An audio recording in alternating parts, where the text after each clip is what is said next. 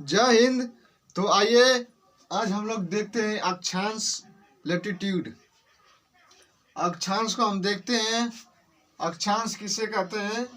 इसको इंग्लिश में कहते हैं लैटिट्यूड। ठीक है। अक्षांश एक होती है अक्षांश, एक होता है अक्षांश रेखा। तो इसको हम लोग समझते हैं अक्षांश रेखा। ठीक है। तो अक्षांश रेखा जो है कि यह पूरब पश्चिम से पूरब की ओर खींची जाती है। तो अक्षांश रेखा जो है कि पूरब से पश्चिम की ओर खींची जाती है अक्षांश। ठीक है। अक्षांशों के जो बीच की दूरी होती है वह होती है 15-15 डिग्री के अंतराल में।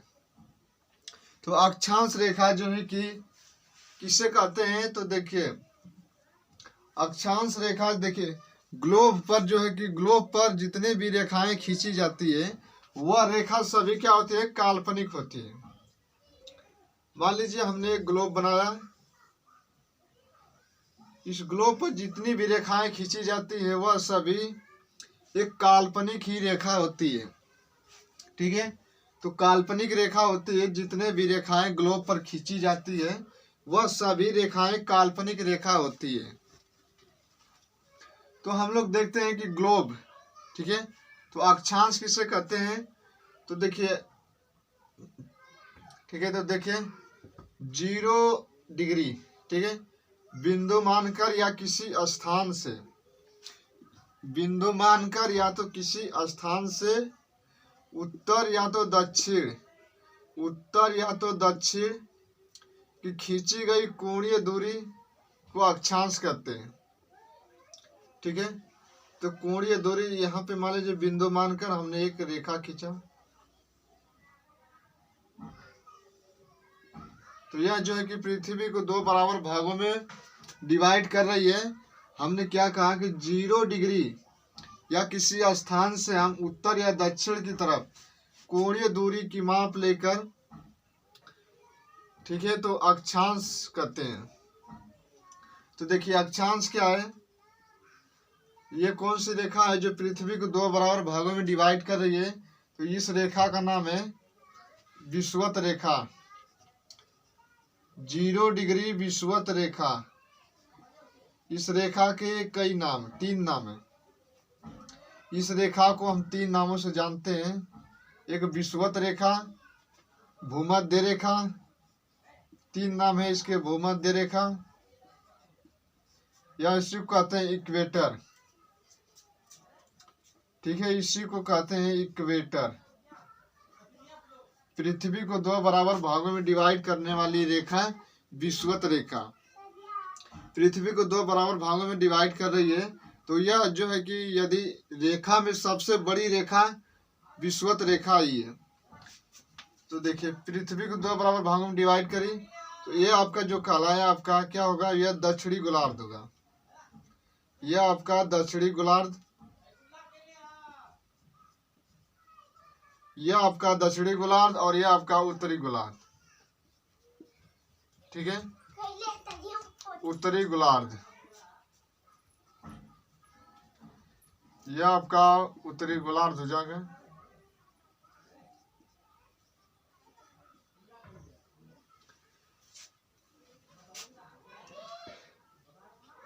तो अक्षांश देखिए ग्लोब पर एक निर्मित काल्पनिक रेखा होती है।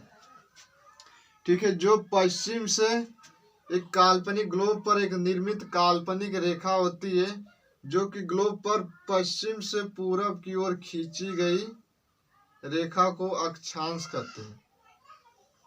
ठीक है, तो क्या कहेंगे? पश्चिम से पूरब की ओर खींची गई सभी काल्पनिक रेखाएं होती है ग्लोब पर निर्मित। ठीक है, ग्लोब पर निर्मित पश्चिम से पूरब की ओर खींची गई रेखा को अक्षांश कहते हैं। अक्षांश को दर्शाया जाता है फाई से। ठीक है, फाई से इसको दर्शाया जाता है अक्षांश को। तो अक्षांश देखिए इधर भी आपकी हो जाएगी, तो ये आपका हो जाएगा पश्चिम से पूरब की ओर खींची जाती है रेखा, अक्षांश रेखा कहलाती है। अक्षांश रेखाओं की कुल संख्या कितनी होती है? तो अक्षांश रेखाओं की जो संख्या होती है वह होती है आपकी 181। ठीक है, अक्षांशों की कुल संख्या 181। अक्षांश रेखाओं की संख्या पूछी जाए तो उससे 2 कम होगा। ठीक है, तो उसमें से 2 माइनस करेंगे तो वो आपका हो जाएगा 179। तो देखिए अक्षांश होते हैं 181। अक्षांशों की कुल संख्या 181। 181 कैसे होती है तो देखिए गिनते हैं हम लोग। यहाँ पर आपका 0 डिग्री। ठीक है, तो देखिए ऐसे अक्षांश रेखा जब खींचते आएंगे तो यह जो है कि कहीं ना कहीं आपका आकर एक बिंदु बनता है। ठीक है, यदि आप रेखा पश्चिम से पूरब की ओर खींचते जाएंगे तो यह जो है कि एक आपको बिंदु के रूप में मिलता है। और इस बिंदु को जो कहा जाता है आपका दक्षिणी पोल, दक्षिणी ध्रुव, और इधर आपका हो जाएगा उत्तरी ध्रुव, उत्तरी ध्रुव पोल। ठीक है, तो देखिए ऐसे खींचते जाएंगे तो यहाँ पर एक बिंदु बनता है और उस बिंदु में से एक बिंदु यहाँ पर बना, एक बिंदु यहाँ पर बना।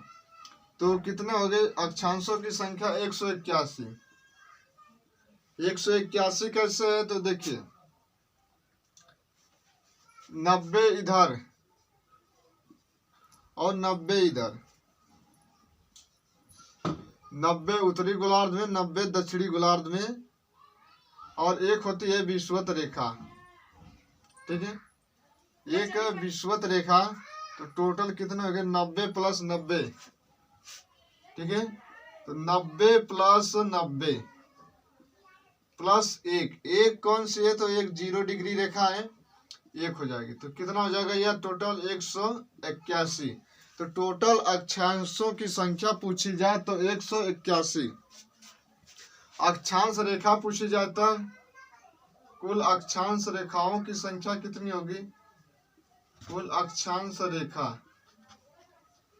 तो देखिए 181, इसमें देखिए कुल अक्षांश पूछ रहा है तो इसमें से एक बिंदु यह और एक बिंदु यह, 2 बिंदु को हम लोग माइनस कर देंगे। तो -2 करने पर यह आपका आ जाएगा 179। तो टोटल अक्षांश रेखाओं की संख्या 179। अक्षांशों की संख्या पूछी जाए तो वो होगी 181। तो अक्षांश जो है कि पश्चिम से पूरब की ओर खींची जाती है और वो आपका उत्तरी गोलार्ध, दक्षिणी गोलार्ध, पृथ्वी को 2 बराबर भागों में डिवाइड कर रही है। और जो विषुवत रेखा की जो लंबाई होती है यह सबसे अधिक लंबाई होती है। इसकी लंबाई जो होती है 4076 किलोमीटर। ठीक है, ठीक है, 40,076 किलोमीटर इसकी लंबाई होती है विषुवत रेखा की, या भूमध्य रेखा या इक्वेटर। ठीक है, तो देखिए जो है कि इसमें जो है कि आपका यदि आप भूमध्य रेखा से यदि उत्तर दिशा की उत्तरी गोलार्ध में जाते हैं तो इधर आपका मान घटता जाता है।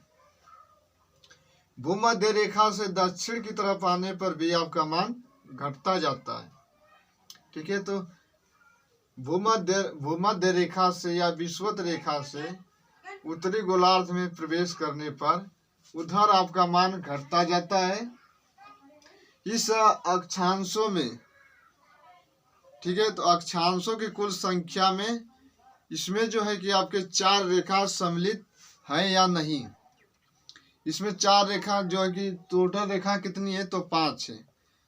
विषुवत रेखा, ठीक है, तो मकर रेखा, कर्क रेखा, अंटार्कटिक रेखा और आर्कटिक रेखा, यह जो है कि 5 रेखाएं होती है। तो इसमें हम लोगों ने कौन सी रेखा को शामिल नहीं किया है तो आइए देखते हैं हम लोग। यह आपका हो जाएगा एक ग्लोब। ठीक है, इस ग्लोब को हमने डिवाइड कर दिया विषुवत रेखा से। यह आपका हो जाएगी विषुवत रेखा।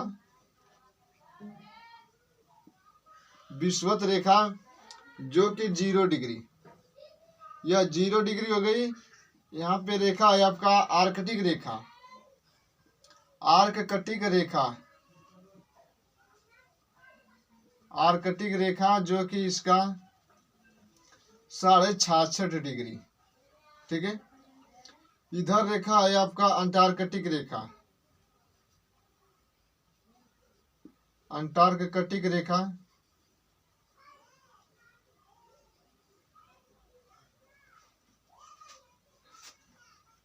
अंटार्कटिक रेखा 66.5 डिग्री, ठीक है। इधर आपकी रेखा हो जाएगी एक दक्षिणी गोलार्ध में, एक रेखा है आपकी मकर रेखा। इस रेखा का नाम है मकर रेखा। मकर रेखा इसकी जो है कि 23.5 डिग्री, ठीक है, 23.5 डिग्री दक्षिणी गोलार्ध में। और एक रेखा है आपके यहाँ से कर्क रेखा, कर्क रेखा जो है कि 23.5 डिग्री, कर्क रेखा 23.5 डिग्री आपकी दक्षिणी उत्तरी गोलार्ध में। यह आपका उत्तरी गोलार्ध है, यह आपका उत्तरी गोलार्ध कहेंगे, यह उत्तरी गोलार्ध और यह आपका दक्षिणी गोलार्ध, ठीक है। यह दक्षिणी गोलार्ध में। तो देखिए इसमें हम समझाना यही चाहते हैं कि इसमें जो है कि 4 रेखाओं शामिल नहीं किया गया है अक्षांशों की संख्या में, न, ठीक है। तो न तो आर्कटिक रेखा शामिल है, न ही आपकी कर्क रेखा शामिल है, और न मकर रेखा शामिल है, न तो आर्कटिक रेखा शामिल है। इसमें केवल एक रेखा शामिल है जिसको विषुवत रेखा को शामिल किया गया है, ठीक है। तो यह हो गया आपका अक्षांश से संबंधित। यदि देशांतर पूछा जाए तो देशांतर कैसे खींचा जाता है, तो देशांतर जो खींचने का तरीका है, जो कॉन्सेप्ट है देशांतर को, तो उत्तर से दक्षिण की तरफ खींची जाती है, उसे देशांतर कहा जाता है। पृथ्वी के यदि एक प्रश्न है कि पृथ्वी के, ठीक है, यह आपकी मान लीजिए क्या है, पृथ्वी, ठीक है, यह पृथ्वी है। पृथ्वी के यदि चारों तरफ, पृथ्वी के यदि तीनों तरफ, पृथ्वी के तीनों तरफ यदि जल घिरा है तो उससे क्या कहेंगे। पृथ्वी के तीनों तरफ यदि कोई पृथ्वी तीनों तरफ से जल से घिरा है तो उसे क्या कहेंगे, इसे कहेंगे प्रायद्वीपीय पठार, ठीक है, प्रायद्वीपीय, प्रायद्वीपीय, प्रायद्वीपीय। पृथ्वी की वह भाग जिसके तीनों तरफ जल से घिरा हो उसे कहेंगे हम प्रायद्वीप, ठीक है। तो प्रायद्वीप पृथ्वी का वह भाग जिसके तीनों तरफ जल ही जल हो और उसे हम कहेंगे प्रायद्वीप। तो खाड़ी किसे कहेंगे, तो खाड़ी किसे कहेंगे, तो देखिए पृथ्वी का वह भाग, पृथ्वी का वह भाग जिसके अंदर पानी भरा हो, ठीक है, पृथ्वी का वह भाग जिसके अंदर पानी भरा हो, जल ही जल हो, जल ही जल हो, उसे कहेंगे हम खाड़ी, ठीक है, उससे हम कहेंगे खाड़ी। पृथ्वी का वह भाग जिसके अंदर पानी भरा होता है उसे हम कहेंगे खाड़ी। पृथ्वी का वह भाग, ठीक है, पृथ्वी का वह भाग जिसके चारों तरफ पानी हो, पृथ्वी का वह भाग जिसके चारों तरफ पानी से घिरा हो, तो उसे क्या कहेंगे, उसे कहेंगे प्रांत, ठीक है, उसे कहेंगे प्रांत। तो प्रायद्वीपीय किसे कहेंगे, जिसके तीनों तरफ जल से घिरा हो उसे प्रायद्वीप कहेंगे। और खाड़ी जो है कि पृथ्वी का वह भाग जिसके अंदर पानी भरा हो उसे खाड़ी कहेंगे। और जो प्रांत है जिसके चारों तरफ जल ही जल हो उसे हम कहेंगे प्रांत। तो यह था, हमने ओवरऑल को क्या समझा, यही है कि हम लोगों ने अक्षांश को समझा, ठीक है, अब हम लोग देखते हैं देशांतर को। देशांतर पढ़ेंगे, वह अगले नेक्स्ट वीडियो में हम लोग पढ़ लेंगे। तब तक के लिए जय हिंद, जय भारत।